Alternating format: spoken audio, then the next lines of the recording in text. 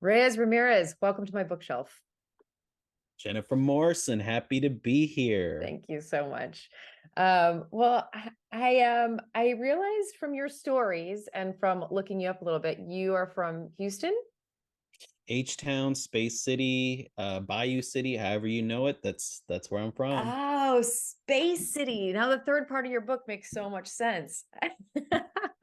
Yeah. I tried to inhabit as many of the names that Houston has. Yeah, Space City, Hustle Town, uh, all kinds of names that try to make their way into that book. That's amazing. I love that so much. I'm not a Texan, so I don't have the same point of reference. And I felt like I got a real Texas experience reading all of the stories, but I love knowing that that's also the nicknames are kind of ingratiated into the storytelling as well. Um, you have a super fascinating background that deeply impacts these short stories. Have you always lived in America and your family is from Mexico and El Salvador, or have you lived in those countries or? Yeah, so my mom is from Mexico. My dad is from El Salvador. Through the tumult of history, they ended up in Houston, and that's where I was born. And yeah, been born, educated, lived in Texas for most of my life, if not all of it, really. But I've lived in different parts of Texas, um, and I just keep returning to Houston. Yeah. So, when you say the tumult of history, how did they, is there a Reader's Digest version of how your parents ended up in Texas together? That's kind of one of the things that the book explores, and a lot of my work explores. My mom just came to the United States for more opportunity. Mhm. My father fled the Civil War in El Salvador. Interesting. And I think Houston um, is an interesting city that's it inhabits a lot of spaces. Hmm. It inhabits, the Texas, but also like the idea of the South. Even that's debatable. It inhabits the Southwest. It inhabits especially the borderlands, especially as like a very big major city along in the borderlands and the Gulf Coast. And I think they just came here because that's just where a lot of people end up in terms of opportunity and money to be made. Yeah. And so they ended up here in their own journeys. And here I am. Yeah, it's so my husband's from El Salvador, which I believe you met him at the Young Lions Awards night. He said to say hello, so I'm passing along his hello. Um, Sabe Gerardo. but it's interesting because, like, until I was with him, I did not know about the Civil War in El Salvador, and it's such a fascinating time in history in that country in terms of what was going on and how dangerous it became and what they've been through to try to make the country safer since then. And being an American and someone who grew up here, it's hard to imagine growing up in a country where that's going on. Is that something your dad talked a lot about growing up, or? Not really. I didn't really talk to him a lot. I think war, in general, what it does to a person, it does a lot of things. Mm, And I think for him, it was something that was very hard to talk about. mm, And no, so I didn't really talk. We didn't really talk a lot about it, but I think that's kind of one of the things that the book explores is in terms of what is handed down and what isn't yeah. handed down, but what is a memory, that I did not experience personally, but is within the DNA. And I think the book explores how, yeah, like how America can kind of create these situations in other countries and globally, and then doesn't kind of have to know about them. Yeah. But I think that's kind of the charge I have as the son of immigrants, is to make people remember and be like, this is what's happening, this is what has Yeah. happened, and this is what we could do about it, or this is how we're dealing with it.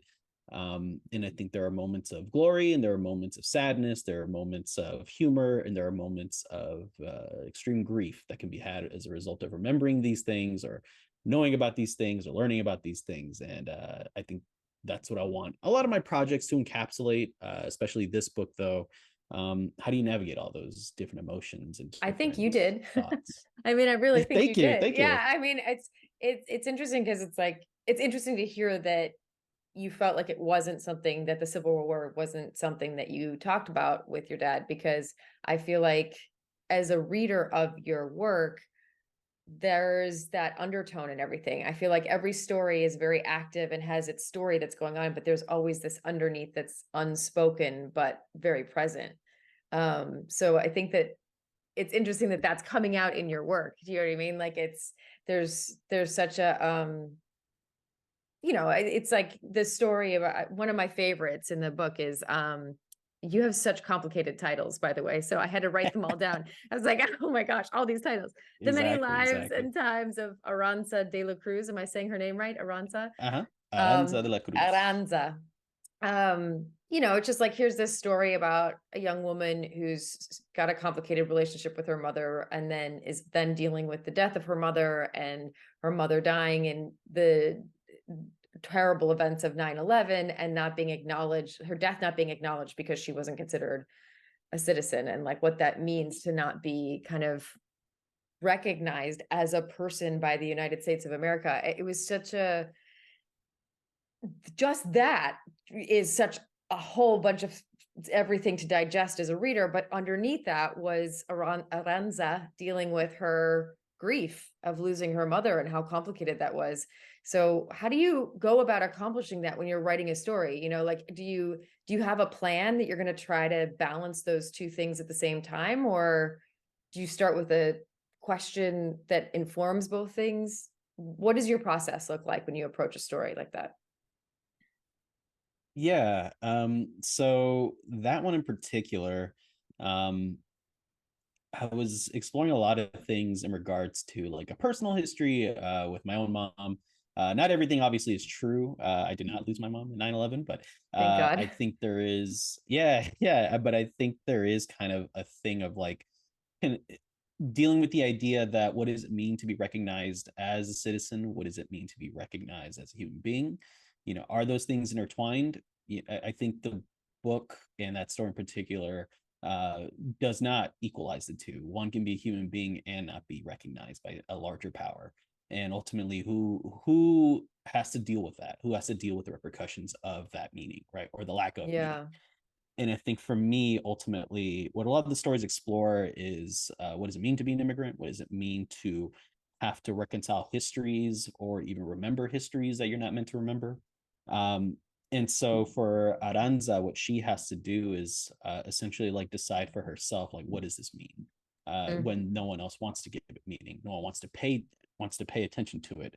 I believe it is Gwendolyn Brooks who has a quote that it they're always mad at me for remembering a history, right, that I'm not supposed to remember. I know I Mm. butchered that, but I No, think it's no, that but I get concept. it. I understand what you're saying, and that is definitely a very dense theme that runs through the book. It's part of my curiosity, I guess, like why I started by asking about your parents, because knowing that you yourself are the child of immigrants, but not actually the person who immigrated, there is just such a the intensity and the clarity with which you express what it must feel like to not be acknowledged in all of these stories in certain ways is so powerful. I don't it was so emotional, and I so visceral. That's the word I was looking for. Sorry, that just took me 5 minutes to find the word visceral. I'm sorry.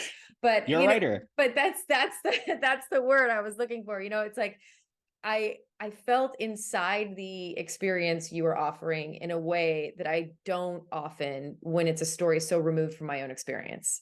And so I'm just curious, is that just living in your DNA, or are those stories that are being told to you? Are you witnessing it and just feeling it differently? Again, like in that context of that story, um, again, with my history and my personal history and like that, because that could very well happen to me. The idea that Yeah. my parents be forgotten in the annals of American history, even though it's inherently intertwined with what America is. Yeah. And so for me, all the stories, but that story in particular, it explores ultimately what I start off with is like the humanity of it, of like uh, yes, that actually did happen, and for 9/11 survivors, there was a struggle for people for families to have their family members recognized who were killed in the 9/11 attacks, and that Yeah. was a real thing. And you can read about it. But for me, that connection of like, yeah, like that in any moment that it could happen to me, the idea of erasure, the idea of dealing with Mm, one's erasure, the one with the erasure of one's history. And I think ultimately what I was trying to get at was like, these things happen, but the struggle also happens, the struggle to be recognized, the fight for yeah. humanity, the establishment of one's humanity. And in there, that in that struggle is the humanity. Yeah. And I think a lot of the stories deal with that, the idea that yes, there is an overwhelming power and force that you have to contend with, but in that struggle is where you find yourself, and Yeah. that's where you are. And ultimately, yeah, I have to reconcile, let's say, Salvadoran history, Mexican history, American history, but You have a lot to ultimately in navigating, reconcile. yeah, in a lot of in all that struggle and history, there's also joy and love because I'm a product of it, Yeah. and so like ultimately that's where I am. And Yeah. so for a lot of the stories is the characters establishing that humanity as the first step. And Yeah. that's kind of why I give them such complicated names, I was because I just have a wondering, it complicated just name. made me think of that. I was like, I wonder if that's where it is. Because I was like, that not only are the titles so complex compared to a normal short story title and consistently complex, but also the characters' names are very unique and not super common. And is so that's a conscious decision for them to be seen and be remembered for their specificity. Right, right. And I mean, like, even my own name, like, my name is Reyes Ramirez. Reyes is a last name. Ah, And so it's like the opposite of like Ricky Bobby, it's like it's two last names as a full name. Um, and for me, yeah, I'd always get comments like, "Oh, what is that?" Or like, how did that happen?" And stuff like that. And I think that's kind of like um, just little moments that can like remove you from yourself, right? That I think mm. happen to people. For me, when people ask me like, "Reyes Ramirez, isn't that last name?" Or it's like, uh, I'm like, "Yeah, I guess." And it's like from that in that moment, I have to remove myself from the situation and be like, "I guess," And I think Yeah, that's just a because you're common thing you. that You've happens. never been anything but Reyes Ramirez. So, like, why would that feel odd to you? That's your name. Right. And I think that's just like a common, just a small example of like what it means to be like an immigrant, Mm. right? These little ticks that like remove you from yourself. And like, again, that moment of like your answer is like how you establish yourself. And so the characters, like Aranza de la Cruz or, oh man, Joaquin Salvatierra and stuff like that. These are all like very poetic and ridiculous names, but only because mine is. And so I think that's kind of one the writer how I show love to these characters is by Yes. imbuing them with a little bit of myself, but also like yeah, the fact that they have like very um strong names is a way to remember them, but also to kind of for them to confront and to be confronted with. Yeah. I love that. I was like, it has to be on purpose. And I was so curious to know what the intention was with it because it is powerful and it makes them all stand out in such different ways. As many of you know, I am obsessed with Frida Salvador shoes, and I am so excited to say that this episode is brought to you by Frida Salvador. Style is a part of all of us. It's the first way we express ourselves in the morning, and it's the first impression we give to those around us. But finding that right piece that's both comfortable and expresses your individual style takes time. And that's why I wanted to introduce you to my favorite brand, Frida Salvador, designed in California by my friends Christina and Megan. They are inspired by individual style, and they're on a mission to build community from the ground up. I cannot tell you how many times when I'm wearing these shoes, someone comes up to me and goes, "Look, I'm wearing them too. Aren't they so amazing? Isn't it incredible how comfortable they are?" This shoe really has a community around it. They are the coolest shoes and accessories handcrafted by artisans in Spain and El Salvador with the highest quality Italian leathers they can find. I love these styles because they are classic but reimagined with statement details. And I also trust Frida to deliver impeccably made pieces that will be in my closet forever. I love them. I wear them almost every day. I highly recommend you check out their latest collection, and I will give you 15% off with my code Jen's Bookshelf. Just visit fridasalvador.com for 15% off with the code Jen's Bookshelf.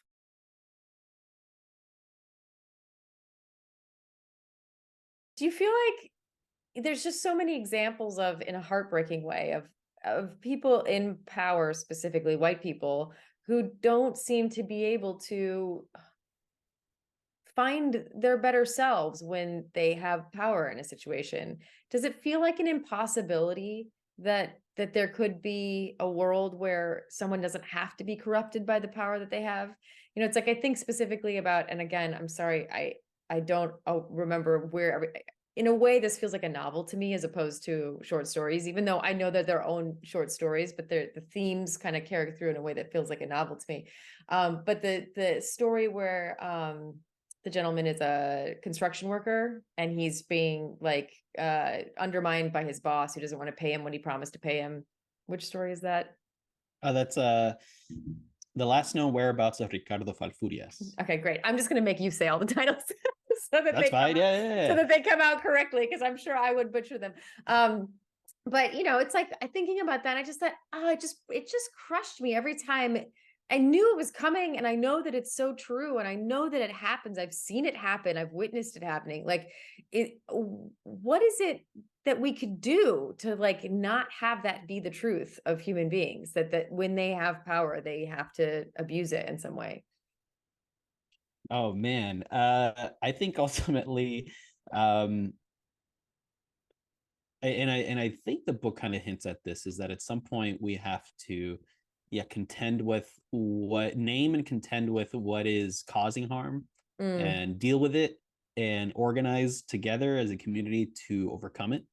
Um, because I hope that the book points out a lot of things about, like, yeah, there are a lot of things working against our humanity, but there are moments in which we can capture with each other, and yeah. how we collaborate with each other, how we organize together, and how we share these moments, right? So like for that moment where Ricardo Falfurias is undermined in his pay, at the same moment, he meets someone like in an offhand situation that's just like, oh, hey, how's it going? The other person's like, hey, Yeah. how's it going? In that moment, there's like a little bit of kinship.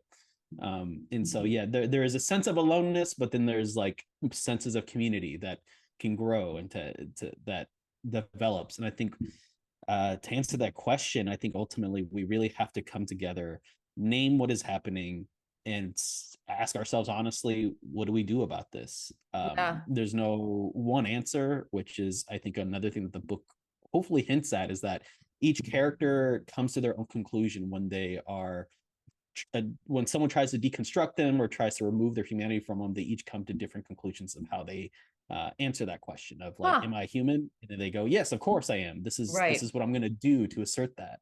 Yeah. Whether it be, let's say, in the the new Mars territory versus, oh man, I wrote these stories such I a know. while ago This is didn't making even me look at the feel better titles. though, Reyes. Like, if you're struggling with your titles, She I feel better. Yeah, Ximena de Luna versus the New Mars territory, Yes. right? Like Yep. in that story, yes, her future essentially is trying to be robbed of her, but in again, like, she organizes other people to Yep. assert their humanity. Yeah. Um there are plenty of stories in which that happens. And so I think ultimately that's what I want, is for us to come together, have these conversations, and be real about like what the situation we're in, and Yeah. come to a conclusion of how do we undo this, or how do we deal with this. But it does feel um like community is such a big part of what you're suggesting in these stories. And I think that's, especially being married to an El Salvadorian man, I'm very aware of when he gets frustrated sometimes that there isn't a sense of community between the different countries of Latin America. So it's like there, even with casting, like I know you kind of hinted upon the idea that if you couldn't, like, representation in television and movies, and if as an immigrant you go and you don't see yourself in the story, you do feel empty in a way when you step away from that story, because you're like you're searching for a sense of self to appear anywhere in the story, and if it doesn't, it feels terrible. And so like here he is as an actor, and then everyone's like inner fighting with each other of like, well, but you're Mexican, so you can't play El Salvadorian, or you're Guatemalan, so you can't play Mexican, or and it's like there's this divide, it seems, still right now between the different country identities within the Latin American community. Like, does it feel like there's a way to resolve that? I mean, I know it's reductive to think of it as actors, but I just mean like in general, it's a representation of like, we're all still different, even though we're fighting the same fight in a certain way. I mean, what I'll say is that, I'm Mexican in Salvador, and it's a common thing that I see, struggles within our own communities. And I think ultimately what we're doing is, and this is kind of tying into like a project that I'm working on next. Oh, cool. But I guess we can get to that later. But the idea that, what are we truly arguing about? Are we arguing about scraps? If we're arguing for like Mm, bit roles and like, for example, in like movies, or if we're arguing for just like a smidge of like resources, whether it be in funding or yeah. space, right? Like what are we actually fighting about? And ultimately, like, is, are they worth being this entangled about? Why not share these things? And when we say, like, let's say when someone of a different ethnicity plays a role of another ethnicity, what do we mean by that? What do we actually want from it? Like, if we're saying that, like, let's say there's some actors who will play, let's say, Latinos who are not Latino, right? Well, that's, yeah. Like, what what we're saying, when we're pointing that out, what we're saying is, um you need that to be true for some reason. Like, Mm, there's a reason why you won't cast, um let's say, the appropriate person in that role, and it's because you have an agenda, or you're having a narrative of what you are trying to fulfill. right. So like, let's say pro wrestling, right? There's a lot of pro wrestlers who will like be other ethnicities, even though they're Oh, they're really? they're I just didn't white know that. dudes. And yeah. And so, like, and the same thing with films, in theater, and it's kind of like, well, someone cast that, or someone is performing that, and it's because it's their idea of that thing. And so, like, Mm, the identity is already so complex within itself. Why do you need someone who is not in that identity to play that? Right? Because even right. myself, as like a Salvadoran, Mexican American, it's like, um that's already complex within itself. I don't know if I need someone to erase it, Right. for the sake of a narrative.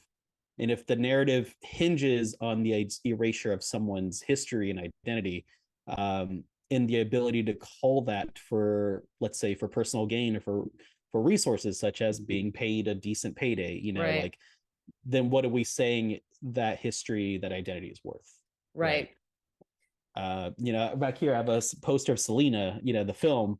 And you have Jennifer Lopez, for example, Puerto Rican descent, playing Selena, who's of Mexican American descent. Mm, And there's been numerous discussions of what does that mean? What, ultimately, is that a flattening of identity, of like, well, of course, a Puerto Rican can play a Mexican, they look alike, or, uh, they, and so it's like, what are we saying when we demand, right. like, okay, like, we want someone of the appropriate ethnicity or race to play that? And is it Right. is it a dispossession of our history? Is it a dispossession of our identity? It is a dispossession of, ultimately, in the system that we live in, it is the ability to make money and to live. Yeah. I know. And it's super complicated because it's like you want an entire group of people to shine and move forward and to, like you said, not be fighting for scraps, but actually be sitting at the table with everybody, you know what I mean? And everybody have an equal footing when it comes to who we're seeing as the leads of shows, or who we're seeing as the center of a novel, or all of those different things. Um, and it's tricky because you've got to work out everybody's differences on the way there so that everybody can support each other and lift each other up and fight for each other. Because what is scary to me about the worlds that you were writing about, especially once you get into the future stuff that you wrote, is that the sort of the cycles of history repeating themselves and continuing to repeat themselves. Like, I think we like to tell ourselves or delude ourselves, hopefully not delude ourselves, but potentially delude ourselves right now. So like the future is somehow going to be more equal and more diverse and less, unbalanced in terms of diversity of background. And yet you're proposing that there's a possibility that that's not going to happen, and that we're going to continue to be in the cycle of this same problem where you have, a woman on Mars who's trying to fight for the right for her child to go to school, and her child's not white. And it's, again, Mars has been colonized by white people again. It's just like, and so it's like, you know, looking at this future where, God, if we're going to keep repeating this cycle, it's going to take so much to make sure that we don't end up in that again. And do you feel like there's any hope that we don't have to be as deeply entrenched in this cycle? I have to. I have to have that hope, or else what am I doing? As a Right. writer, as a person, as a soon-to-be husband. I think Oh, when this airs, I'll be married. congratulations. But thank you. I have to believe that things will get better. But what I can do as a writer is give people that language, right? And so, like, the book presupposes or posits that, like, yeah, like the future might not be better, but I'm doing it in the present. And so what I hope that Right. people will read is that, like yes, this could be our future. Let's do something It's a call about to it. action. Yeah. Right. And it's kind of like, you think we're going to colonize Mars and everything is just going to be better. Well, how? We Yeah. have to have these serious conversations of what does that mean, right? And so um that's the hope that I hope to put out there in the world as a writer, to give people the language to recognize these issues, to recognize these problems, to hopefully ask themselves, well, what are we going to do about this? Yeah. And I think that's my role as a writer, as a creative, is to, again, there's a quote by Tomas Rivera, who's like a huge inspiration for this book, where he says that in essence, the role of a poet is to sing at night, so that others can see like the dark beauty of darkness. Oh, And so, like, wow. um, yeah, and so, like, what I hope to do is give people that language to organize, to talk amongst themselves and be like, yo, this is actually a real issue. How are you dealing with it? Yeah. And this is how I'm dealing with it. Well, Yeah. wow, we're kind of doing some similar things. Let's get together and Yeah, absolutely. And so knowing that that is such a central theme and such a driving force for the book, like what's talk me through the shape of writing this collection of stories. Like how long between the first story written and the last story written? Oh man. So the first short story in the collection, which is The Three Masks of Iturbe. See, now you got me caught up Sorry. in my thoughts. Nah, It's it's all good. The Three Masks of Iturbide Villalobos. uh That one I wrote originally during my MFA, back in from 2012 to 2015, which is doesn't seem that long ago, I guess. I don't know, but that I wrote as a novella that was like almost 100 pages. wow. Uh, and so it's been edited down to the 9 pages of the book. How did Um, you go from that's a huge, I mean, that's yeah, drastic. yeah, yeah. I think as I got more enveloped in my practice, I think the more accurate, to Right. quote DJ Khaled, but no, the more accurate I could get to what I was saying, right, and what I wanted to convey. Got And it. so, like, those 9 pages distilled from the 90 pages is like, oh wow, this is actually what I wanted to do with that. Wow. And so as you read along, the last story that I wrote is actually um, the let That me was one of my see. other Yeah. favorites as well, The Adventures of Zuza La Ultima. Yeah. And that one is actually the latest one that I wrote, I think was um 2017, something like that. Okay. So in essence, 5 or 6 um, years between the start and finish of the stories. right. And so I think at some point I'd started noticing that I've been writing a lot of similar themes. Mm, And I was like, oh, maybe this could be put together. And so there's a lot of stuff that didn't make it in this book. There's a lot of stuff that will be continued after this book. But I think this started to come around, let's say like 2016, 2017. And that's when I started making more concerted effort to be like, oh, this is a collection. What are some mm. things that I'm not hitting on, or what are some notes that I can hit upon? And so, yeah, some of these stories, like for example, the first one, essentially the first part and some of part two, were my thesis. Oh, Uh, okay. and then after that, I was like, oh, these are what these stories are hitting upon. Let me see if I can explore these same things or add to them, or make them sing differently in different stories. And so that's when I started adding more like science fiction, futury, speculative fiction kind of nature to these stories. Yeah. Um, Yeah. It was cool because what ends up happening is you feel the immigrant's experience through the past, the present, and the future, which I think is a really unique way to present it to a reader because it forces you to grapple with the past and see it in a way that maybe wasn't taught properly. Then it also forces you to look at the present and say like, wait, what's really going on and where really are we right now in what's happening and how do we make a difference? And then it also forces you to look at a potential future, like you said earlier, and kind of have it be a call to action of like, let's not let history keep repeating itself because otherwise it might look like this. So it feels really cool to experience the three sections of the book that way.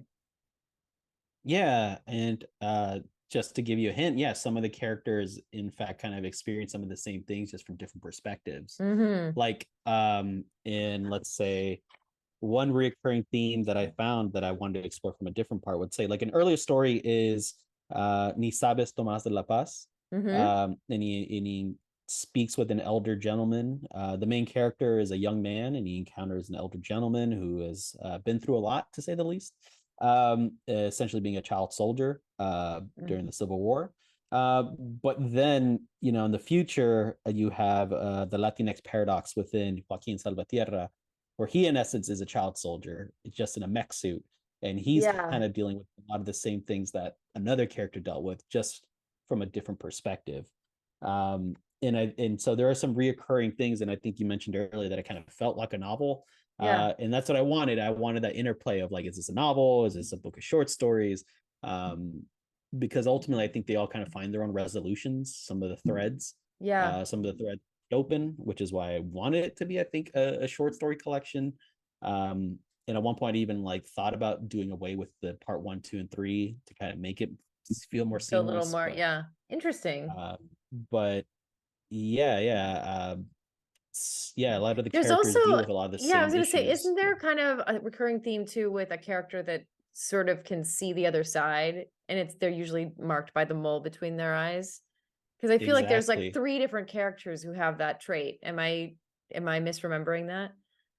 No, no, that is exactly it. In fact, is kind of a, I wouldn't say a spoiler, but one thing that I want people to consider is like in the Many Lives and Times of Aranza de la Cruz, when she's questioning whether these are films or these are actual experiences and dreams, Yeah. that in a way is the mole, like taking like Mm, kind of emerging, right? And then yeah. in later stories, it's more pronounced. It's like, oh, this is the thing.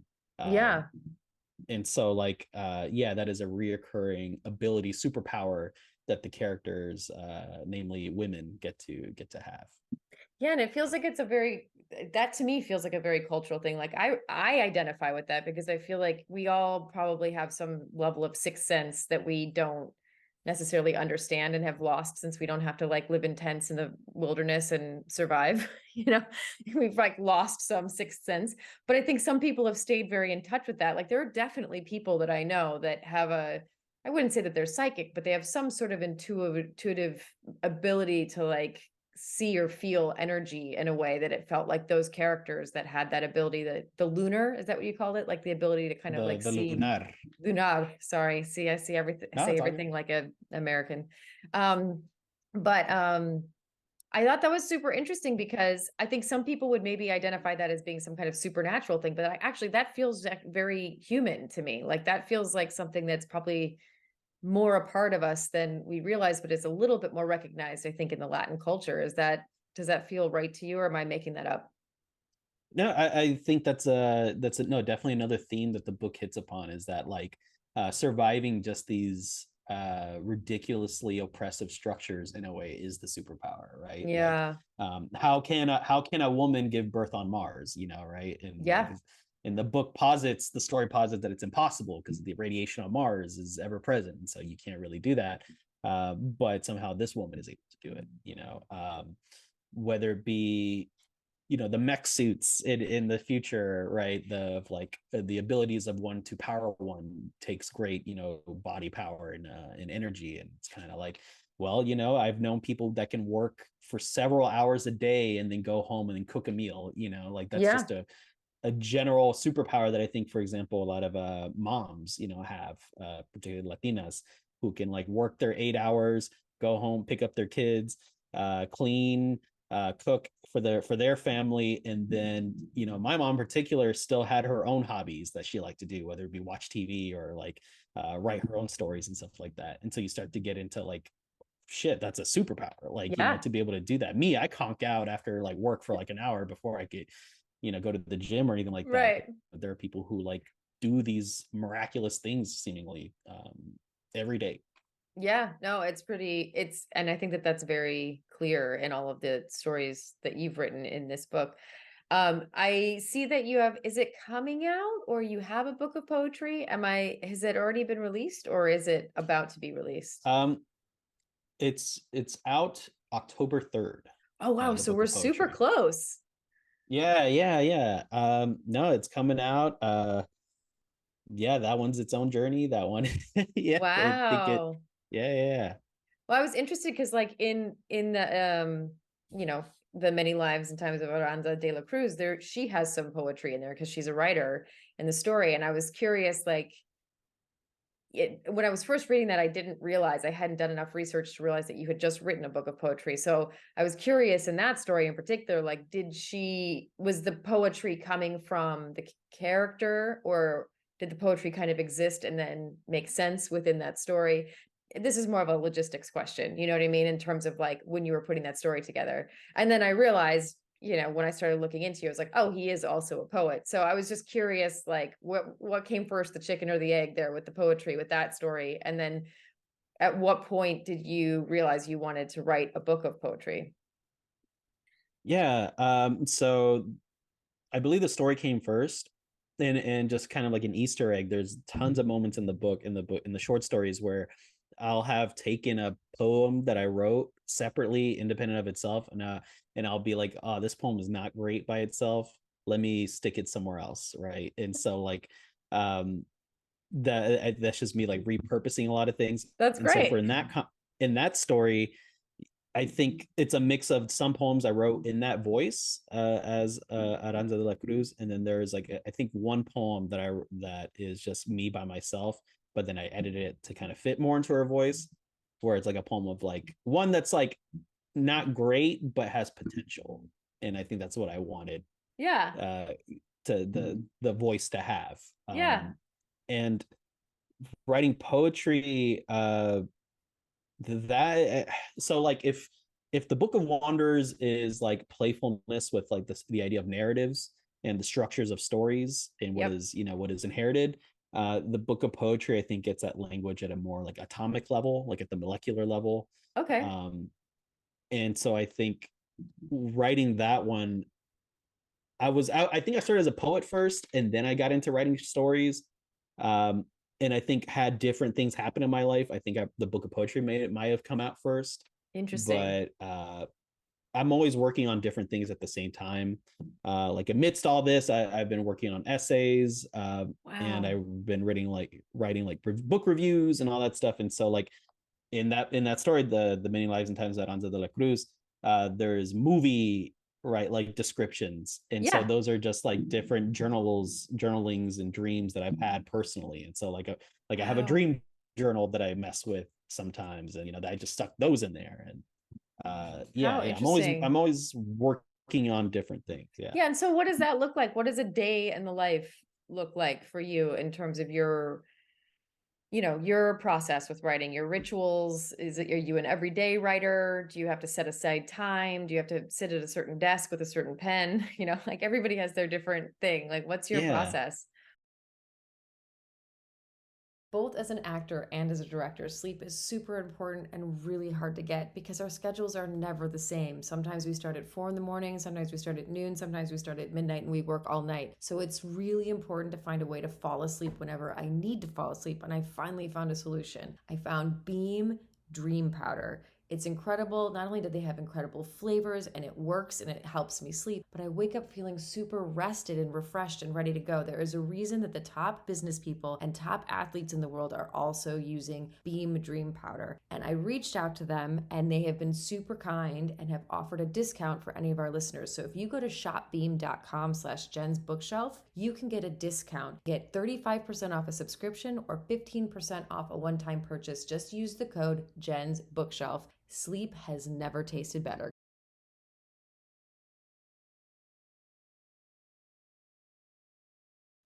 For me, it's always so I've always had to work like Mm, full time. I think only earlier this year that I get a fellowship where I was able to focus entirely on writing, but that only wow. lasted like a few months. Yeah. So I'm back to working my full time to pay the bills. But for me, I either have different a project in mind, and therefore like I consider like research for that project as writing. And Mm, so it just depends on the week. If it's a busy week, I'll try to just squeeze in research.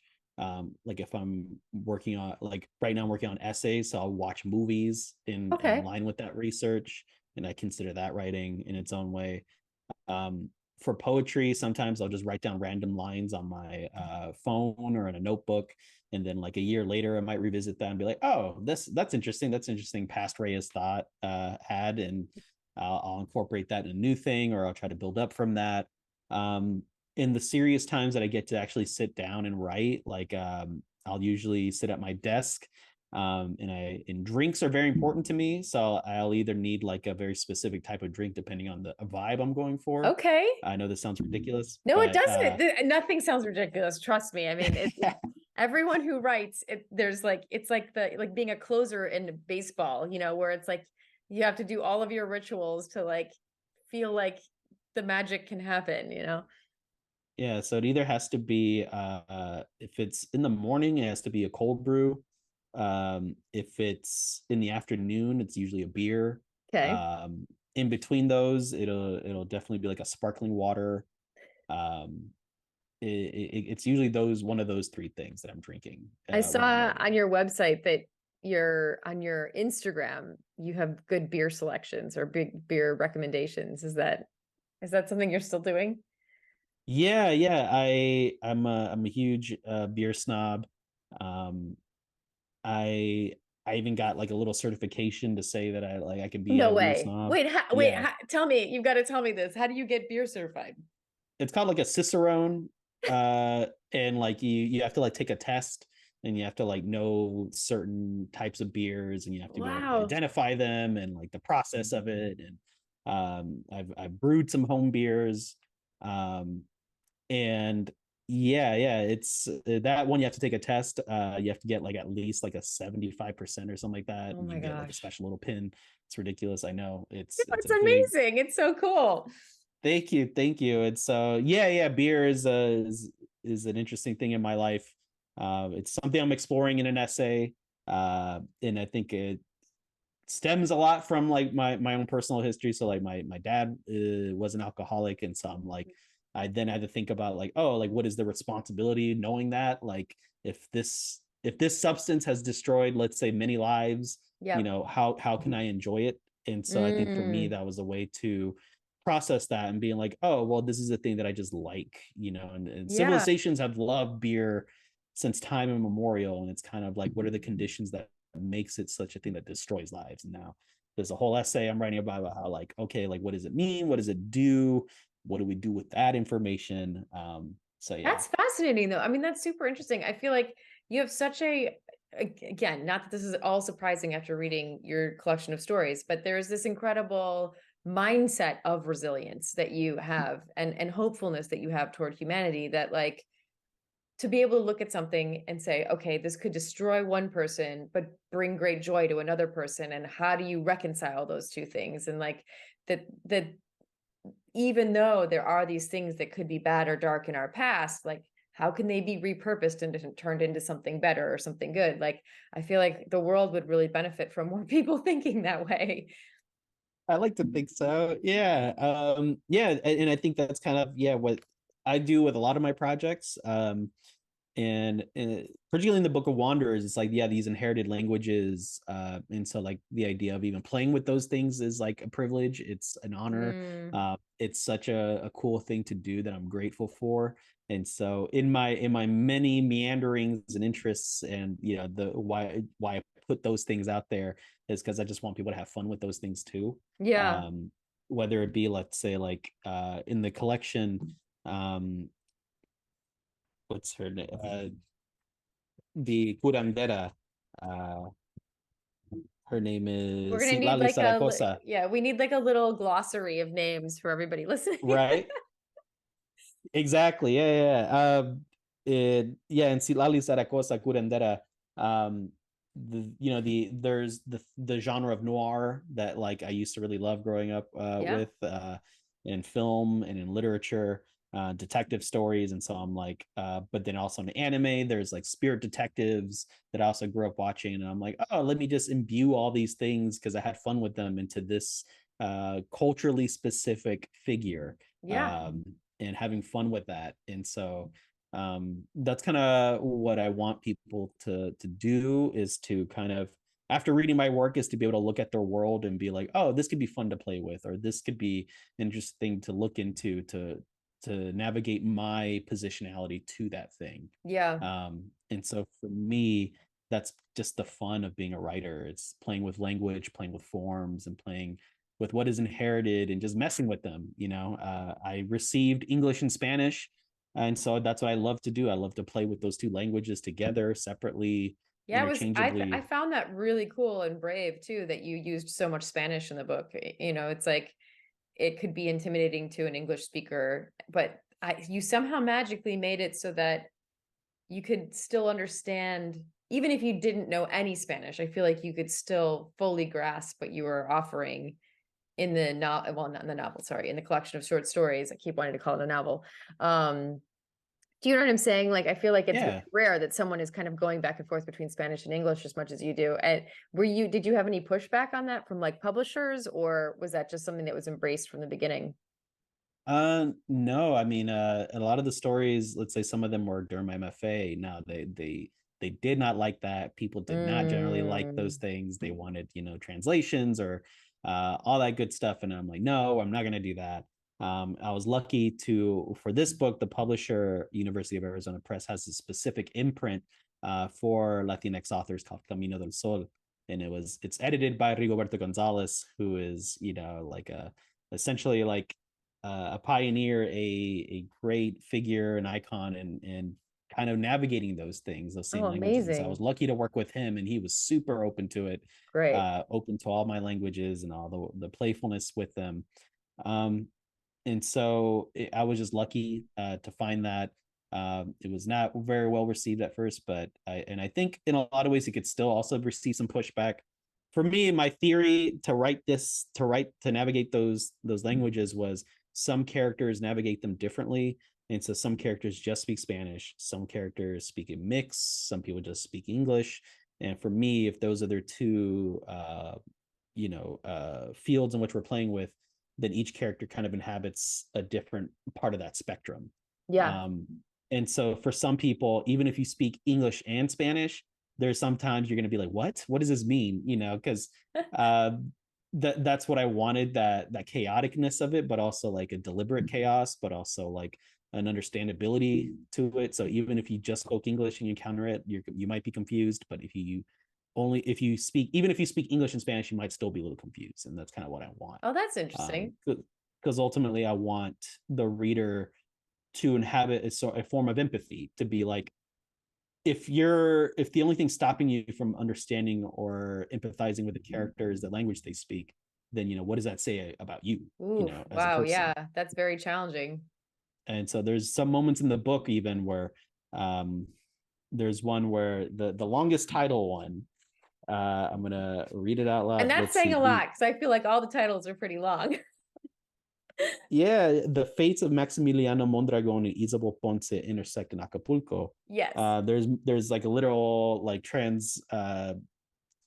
interpreting moment in English and Spanish, and there's one character who gives this like very poetic monologue in Spanish, that you assume is going to be translated because it's a moment where everyone's Yeah. statements are being translated English and Spanish, and then it's not, you know. Right. And so I want the reader to be like, but I want to know Wait. what he said. Yeah. So now you have to do the work to figure out what he See, I said. cheated. I had my husband explain it to me. Yeah. Well, there you go. That's what I mean. I mean, you did the work, you know, of Yeah. like, I want to understand this man's story, so I'm going to go do Yes. the work to understand it. Yeah. And so that's what I wanted. Yeah. Well, it's interesting too, because so the last story in the collection, The Adventures of Zuzu La Ultima, I really loved this. And I don't know if part of it was just like my director brain was super lit up by how visual the world was that you created there. I mean, it's set in the future where zombies are, you know, taking over the planet, and there's this dark army of zombies that are destroying city after city, and you've got Zuza kind of running ahead and either sussing out whether or not she should warn the town that the zombies are coming. And I know that's super overly reductive of what the story is, No, it's but it's interesting to me because, well, first of all, that story is super interesting to me on many levels, because I think you got in a it's such a complex zone with Zuza, where we're aware that she kind of was working with the bad guy. I think of him as a bad guy. I can't think of his name. The mil fuegos. Milf, yes, A Thousand Fires, right? Is that what that Mm-hmm. is? Um, Yep. so, you know, so she was sort of with him at one point. Like he kind of took her in, right, and taught her how to survive. And she was doing his bidding in a way. And now she's separated from him, and she's also her own. She also has her own kind of power complex of deciding whether or not a village deserves to be saved or avoided by Mr. Thousand Fires. And and then you have her finally stumble upon a town in the end that feels worth saving. But on the way there, she's like being asked or kind of captured to translate history, which is only written in Spanish, that she's being asked to translate for these like white supremacist leaders. And then they're changing the history that she translates. There's just something so interesting going on here. Like, just I don't even know what my question is here. All I want to know is like where your head was at to come up with the complexity of what was going on with this woman. And then I guess in the end of all that, like, what is it that's different about that last town where there's hope that they actually do care, and that they aren't going to be as, like, I guess that they're not going to be repeating history the way a lot of the other villages have been.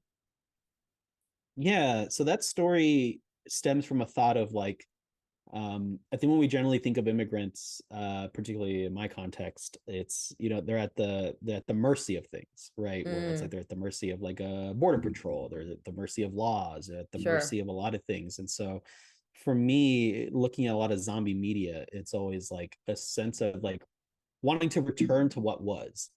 And for me, I'm like, what? Like you have a reset button on the world and you want to remake it what we had? Like there's a Fascinating. lot of bad things happening. Like I think we could, if Yeah. we had a chance to rebuild the world, I think we could do a much better job. And knowing what we know now, Yeah. and I think like I wanted to write a story. What if the roles were reversed? What if the immigrant had all the power? What if the immigrant had the ability to decide if what they were being forced to enter, they got to decide whether or not it withstood, you know, history or withstood Wow. something.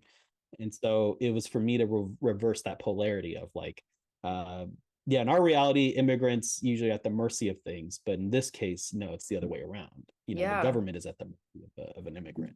Yeah. And so I just wanted to kind of explore and combine those two thoughts and ideas, and ultimately empower a character to have that, and to have that ethical, moral dilemma, of whether or not something survives or not. Huh. And so for me, you know, the ending, the idea of hope is like, well, everyone else has kind of given her like this flack for like wanting to enter their society, but in here in this one it's like, no, this one is actually welcoming her. And Mm-hmm. so ultimately that's usually the first step of like hope, right, is to be Yeah. welcomed somewhere. Yeah. I mean, it's interesting to think about, because it's like the only way, the state of being alive and human is that we're constantly changing. There's no fighting that. That's just the truth of being alive. And yet when we as humans get scared, we try to hold on to things and keep them the same. And any kind of stagnation is actually death. So all of this, like hanging on to the past historically, is a continual cycle of death. Whereas like this last city where they're welcoming her and saying, oh, you're a stranger and you're new, come in and join us. We know that's going to change us, but we want to be changed and we want to keep evolving. It's like it's an embracement of change as a way forward, as opposed to hanging on to trying to keep something the same, I guess. Am I catching Yeah, what you're putting out? exactly. I mean, there's no, there's a reason why the book ends with, the destruction of a white supremacist, idea of the future, Yeah. so I'll just leave it at that. I don't want to spoil too much, but let's say, like, yeah, like ultimately, what I want the book to push is, like, how do we think about these new futures? How do we think about the way we're navigating reality now, and does Yeah. it have to be that way? I don't think so, but you come to your own conclusion. And the last story, I think, posits, hopefully, how do we move forward? Well, maybe we need to just reset some stuff, Yeah. see what happens, and I have think those that's honest it's conversations. so interesting to hear how you approach that story. Like I was aware of what was operating, but knowing where it came from is just so interesting. I love knowing that. Um, I have 18,000 questions I haven't asked you, but we're reaching the end of our time. So I'm gonna go to the question I always ask at the end, which is what's a great piece of advice you've been given? It doesn't have to be about writing, but just something that you would impart and share with the listeners as something that they might be able to take into their own lives. Oh man, this is a piece of advice. um this is actually the hardest question. I know. It doesn't have to be profound. It could be literally that like, I mean, I had one writer tell me like it was just stay in the chair, like literally they're like, just stay in the chair and don't get up, just keep writing. uh for me, yeah, I think it's a piece of advice that I have, that I'm still contending with and I'm still learning to deal with, is be patient with your process, Mm, and um, knowing what you're trying to do, especially really in anything, but let's say in particular in writing, like there are no rules. mm. Honestly, like you can do whatever you want. Like with writing, you can do anything you want. With language, you don't have to fill or fit certain molds, if unless if you want to. Sure. um and so be patient with your process of, like, I'm not liking this thing that I'm doing. It's like, well, be patient with it. Maybe you sit on that for a few months, or maybe you put it into a new container, which is, I think, a piece of advice that a mentor of mine gave me, that you need to put certain things in different containers to see them as new things. Oh, that's um cool. for me, if that's part of your process, then be patient with that. Put something in a new container, see what happens with it. Yeah. um and ultimately just be open to what the world is giving you. um if it takes, let's say, like a year for you to write something, or if you put down writing for a year, it's cool, it'll come back. If you really love it, it'll come back to you. So just be patient with that part of it, with Oh, that. that's lovely. I think that's great. I'm going to take that piece of advice. I'm going to take the container advice and the have faith in your process advice. Um, the very last thing, I guess, is just pitch your poetry book for us. Like so it comes out October 3rd. Where can we find it? What can we expect from it? I want to make sure that we're sending everyone your way to buy your next book as well. I appreciate that. Yeah. So, um, I'm always working on stuff. So the book of poetry is called El Rey of Gold Teeth. That is from Hub City Press. It's out in October. Um, that one, I think, again, as I said before, it's kind of playing with language at the molecular level, Hmm. but also like in a form way, in the way of form. There's a poem in there, for example, that's in the shape of a flea market map. There's a poem Amazing. in the form of a broken red-eared slider shell. Uh, Wow. there's a series of poems that are inspired by conversations with my mom, and how we would navigate English and Spanish. So because I speak more English than she does, and she speaks more Spanish than I do, but we kind of speak each other's language in like Sure. middling different Yeah, your ways. Spanglish Uh, kind of works together somehow. yeah, and so there's a series of poems that explores that. There's some poems that are persona poems that take up different historical figures, This such is as the so first Mexican-American astronaut. exciting. Thank you. I tried to make No, some I mean, this exciting makes stuff. me Yeah. want to now. I'm like, this sounds so exciting. Thank you. Yeah. And so there's that. And then I just have some other projects like I have a curatorial project called The Houston Artist Speaks Through Grids that you can check out, where I just looked at different artists in Houston, and they are I just noticed a lot of artists in Houston were playing with the idea of grids in their artwork. Hmm. And they're come from completely different backgrounds. Um, and I just compiled all those art images and different historical documents throughout Houston's history and put them together just as, for people to kind of explore and come to their own Wow. conclusions about. Um, and yeah, working on some other stuff right now, working on a book of essays that hopefully your boy, gets something rolling with that. Nice. Um, Wish me luck. And yeah, the Book of Wanderers. It's taken me further than I could have ever imagined. I wrote that book because I love writing, but it's taking me, it didn't owe me, like writing doesn't owe me anything, but it's given me so much. So yeah, I hope that love comes through the writing and It the does. projects. Well, at least I believe that it does. And Thank you. it was such a joy being able to be a part of all these stories as the reader. And I feel like and I felt this way about a lot of the books that came out of the Young Lions this year, but I just felt my empathy was expanded by the way that you wrote your characters and by the stories that you told. And I really appreciate when the time that I spend reading actually helps me expand as a person. So I'm super grateful to you that you've been a part of that journey for Oh, my own life. likewise, thank you so much. It's an honor to be in conversation with you. Yeah, it's an honor to be in conversation with so many other great writers through the Young Lions. And thank you, and say hello to Gerardo for me. I will. He sends Um, his love. Thank you so much for doing this. And I'm pre-ordering your book. I'm not even waiting for it to come out. I'm pre-ordering your poetry right now. Thank you. Yeah. All Thank you right. so much. Thank you. It Thank means a you lot. so much for joining us. We'll talk to you soon.